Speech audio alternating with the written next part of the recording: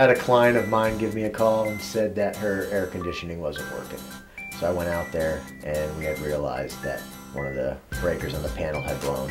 So I called him, and within 20 minutes he was out there, told me he'd be back the next morning to put the new panel in because she needed a whole new panel. And about 40 minutes later he calls me and says, I already got the old panel pulled out, I'm putting a new one in, she should be ready to go tonight. I've never stopped using him since.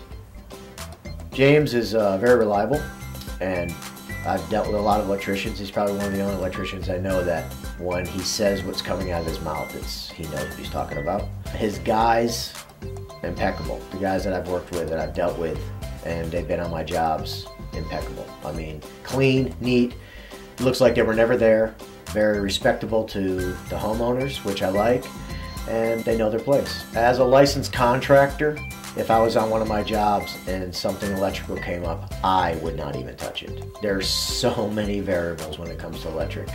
If you don't know what you're doing, even the slightest bit of not knowing what you're doing, you're looking at a catastrophic event. You could literally burn a building down, a house down.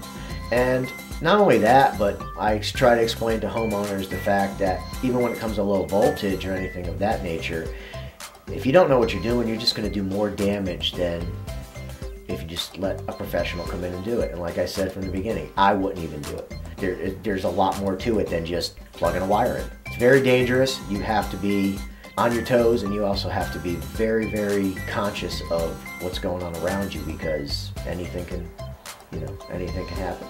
I would absolutely recommend Big Frog to any other contractor.